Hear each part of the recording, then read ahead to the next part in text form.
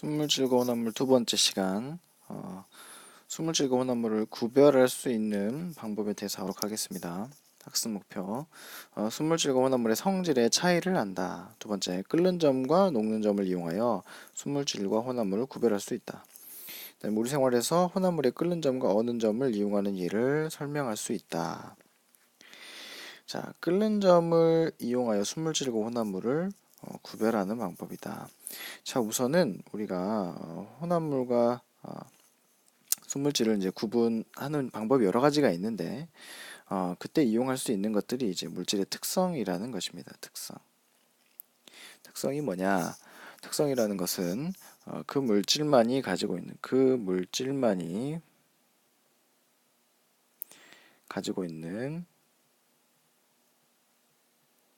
고유한 성질을 특성이라고 합니다. 그래서 그 특성을 알면 그 물질을 찾아낼 수가 있겠죠. 대표적으로 우리가 특성이라고 말할 수 있는 것은 이제 겉보기 성질입니다. 겉보기 성질. 겉보기 성질이 뭐냐? 겉보기 성질은 우리가 눈이나 그러니까 오감을 이용해서 눈이나 냄새나 촉감이나 이런 것들을 통해서 알아볼 수 있는 것을 겉보기 성질이라고 합니다. 대표적인 것들이 색, 그다음에 맛, 촉감, 냄새 등이 있겠죠.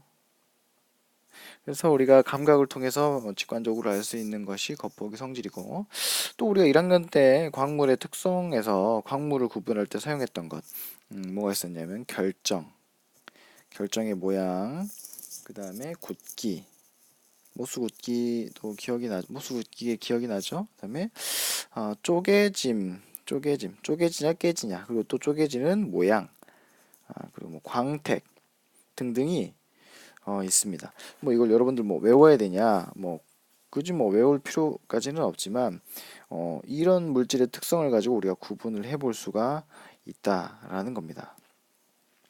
이 겉보기 성질 외에도 아주 중요한 성질은 뒤에서 우리가 배우게 되겠지만 끓는 점, 그 다음에 어는 점, 또 녹는 점, 상태 변화는 요 세 가지, 그리고 또 밀도, 용해도라는 것이 있습니다. 두 가지 밀도와 용해도는 다음 시간에 또 따로 배우겠고, 오늘은 이 끓는 점, 어는 점, 녹는 점을 가지고 어떻게 구분을 할 수 있냐, 그거에 대해서 배워보도록 하겠습니다. 자, 지금 보면은 아래쪽에는 이제 물에 지금 가열했을 때 물이 100도부터 끓기 시작을 하죠. 그러니까 물에 끓는 물을 끓이는 경우하고 지금 소금물을 끓이는 경우가 나와 있습니다. 자, 두 가지는 어떤 차이점이 있냐? 자, 누가 먼저 끓기 시작했나요? 자, 물은 지금 대략 한 7분, 한 6, 7분 정도에 끓기 시작을 했고, 소금물은 10분 정도에 끓기 시작했죠. 그래서 순수한 물에 비해서 혼합물은 끓는 점이 더 온도가 높아집니다. 끓기 시작하는 온도가 더 높다. 그리고 또 하나, 자, 물은 한번 끓기 시작하면 상태 변화하는 중에는 온도의 변화가 있다 없다? 온도 변하지 않죠. 그에 반면에 소금물은 끓기 시작한 이후에도 온도가 조금씩 계속 증가하는 모습을 보여주고 있습니다. 자, 그래서 두 가지가 가장 큰 특징이 되겠죠. 첫 번째, 물이 끓는 동안에 물은 100도를 일정하다. 소금물이 끓기 시작하는 온도는 100도보다 높다. 그뿐만 아니라 소금물은 끓는 동안에도 온도가 계속 올라간다. 소금물이 끓기 시작하는 온도는 물에 끓는 전 100도보다 높다. 나와 있네요. 다음은 이제 어는 점을 이용하여 구별하는 방법입니다. 자, 물은 몇 도에서 얼죠? 0도씨에서 얼죠. 0도씨에서 옵니다. 그에 반해 소금물은 훨씬 더 낮은 온도에서 얼기 시작을 하고 마이너스 6도 정도가 되겠네요. 그리고 실제로 온도가 계속 낮아져서 거의 영하 10도 가까이 낮아지게 됩니다. 이것도 마찬가지로 앞에서 얘기했던 것처럼 어는 점이 훨씬 낮아질 뿐만 아니라 어는 중에 계속해서 온도가 낮아지고 있죠. 그래서 이 두 가지 특성을 가지고 소금물인지 물인지를 구분해낼 수가 있습니다. 자, 물이 어는 동안에는 0도다. 소금물은 0도보다 낮은 온도에서 얼기 시작하고 소금물은 어는 동안에 온도가 계속 내려간다. 그래서 혼합물의 어느 점은 일정하지 않기 때문에 어느 점을 측정하여 구분할 수 있다. 아까 말했던 것과 마찬가지로 끓는 점도 마찬가지죠. 끓는 점을 보면은 이게 순물질인지 혼합물인지 알 수가 있다 이 말입니다. 자, 그러면 이렇게 그 끓는 점과 어우른 점의 온도가 왜 변하냐? 온도가 왜 변하냐? 끓는다는 것은 이렇게 액체가 액체 분자들로 이루어져 있겠죠. 자, 이 분자들이 서로 잡아당기는 그런 힘이 있을 겁니다.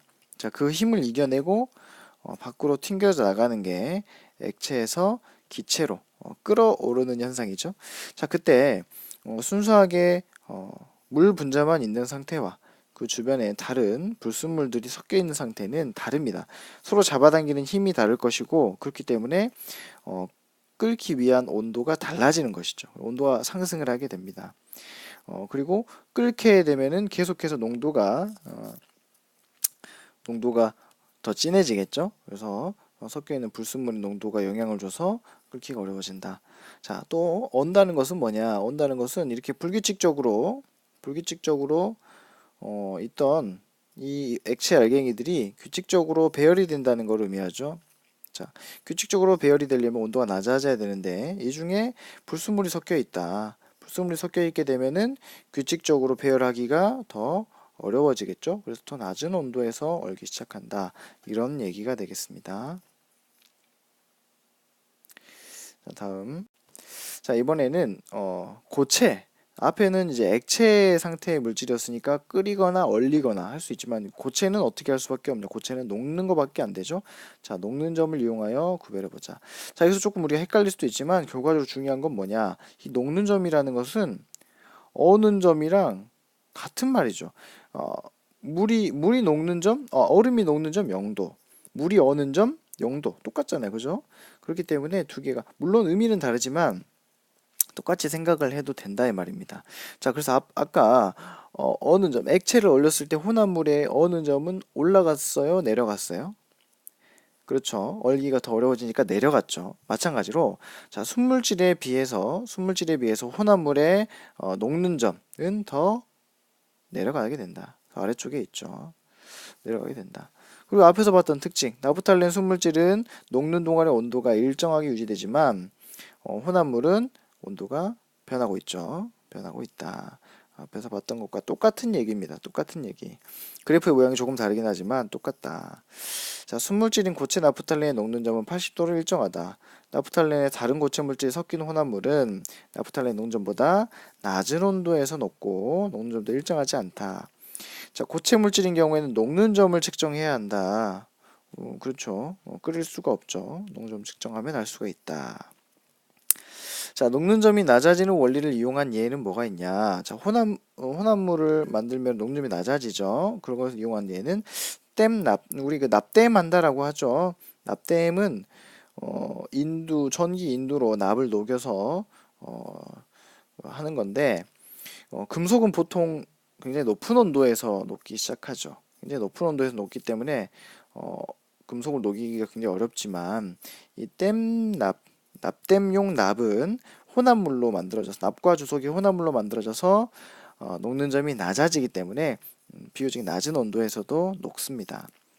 그 다음에 겨울철 도로에 눈이 쌓이면 염화칼슘을 뿌린다. 자, 무슨 말이냐? 어, 만약에 기온이 현재 영하 4도라고 해봅시다.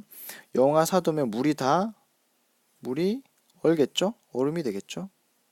자, 그런데 여기에다 염화칼슘을 뿌리면 혼합물이 되면 아까 그 앞에 뭐 염화나트륨 소금물 같은 경우에는 어느 온도가 영하 4도에서 영하 8도까지 떨어지게 됐죠. 그렇기 때문에 어느 점이 낮아지면 현재 영하 4도에서 물이 얼 수가 있냐 없냐? 물이 얼 수가 없겠죠. 어느 점이 더 낮아지기 때문에 그래서 녹게 된다 이런 말입니다. 자, 끓는 점이 높아지는 원리를 이용한 예. 주방에서 사용하는 조리용 기구 등을 들 수 있다. 주방용 기구는 그 굉장히 높은 고온을 견뎌내야 되죠. 그래서 그 고온을 견뎌내기 위해서 혼합물로 만들어서 그걸 견뎌낼 수 있도록 만든 것이다. 자, 형성평가 문제. 액체 물질인 경우에는 뭐나 뭐를 측정하면 액체인 경우에는 어는 점 또는 끓는 점. 끓는 점을 측정하면 순물질과 혼합물을 구별할 수 있고, 고체 물질인 경우에는 뭐밖에 없어요? 녹는 점이죠. 지금 여기 녹는 점이라고 나와 있는데 여기 가로가 지금 오타인 것 같습니다. 그래서 녹는 점을 측정하면 구분할 수가 있다. 자, 여기까지 수업 마치도록 하겠습니다.